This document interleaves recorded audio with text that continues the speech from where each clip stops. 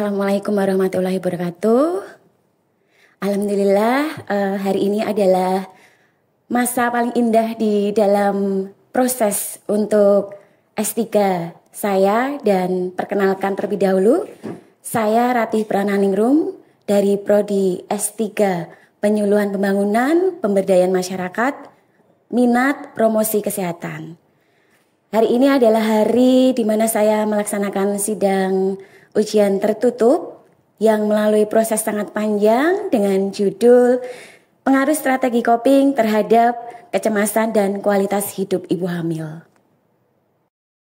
Ya, kenapa alasan saya mengambil judul ini? Karena memang kesehatan pada ibu hamil itu saya melakukannya di Kabupaten Karanganyar. Di Kabupaten Karanganyar sendiri di Jawa Tengah, ini merupakan isu yang sangat banyak mempengaruhi kualitas hidup ibu hamil. Sehingga apabila kualitas hidup ibu hamil itu baik dan terjaga, maka semuanya kesejahteraan ibu dan bayinya juga akan terjamin.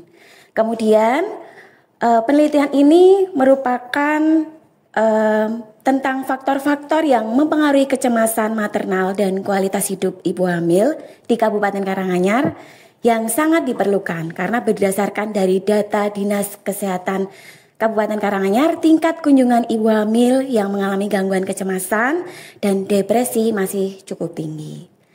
Lalu di sini juga angka kematian yang terjadi pada kelahiran atau ibu dan bayi di Kabupaten Karanganyar itu adanya peningkatan, sehingga menjadi perhatian yang sangat khusus untuk kesehatan ibu. Nah, di sini menjadikan ibu hamil di Karanganyar sebagai subjek dan relevan untuk meneliti faktor-faktor yang mempengaruhi kecemasan dan kualitas hidup. Ternyata selain kualitas hidup yang bisa dipengaruhi dari kecemasan ibu hamil, itu juga ada faktor-faktor lain di mana ada dukungan keluarga, kemudian self-efficacy, dan pendidikan non-formal.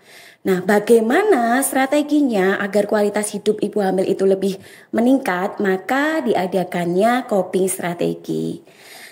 Mengapa harus diadakan coping strategi? Karena di sini adalah upaya yang baik secara kognitif ataupun perilaku untuk mengatasi, meredakan, dan mentolerir sejumlah tuntutan internal dan eksternal.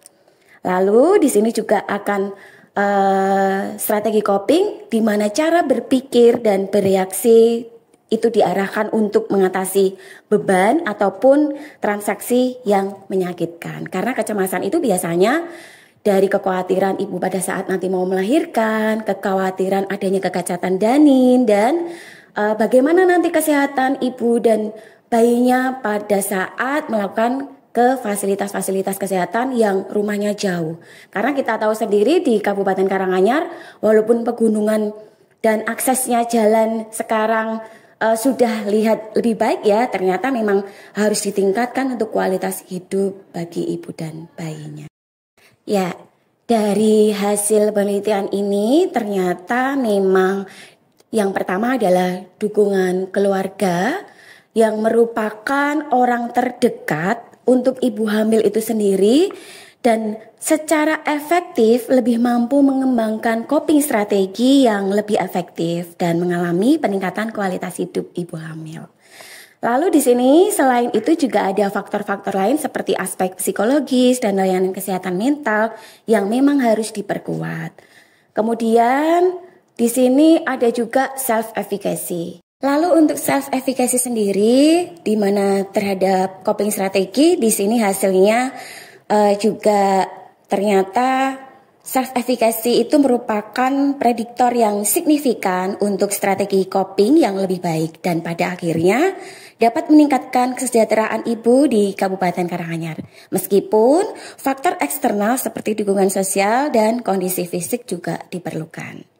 Untuk hasil di pendidikan non-formal pada ibu hamil, ternyata di sini menunjukkan hasil yang signifikan terhadap pengembangan strategi coping, di mana di Kabupaten Karanganyar itu sendiri, ibu yang mengikuti program pendidikan non-formal cenderung lebih mampu mengidentifikasi dan menerapkan strategi coping yang secara lebih adaptif seperti pengaturan emosi dan penyelesaian masalah.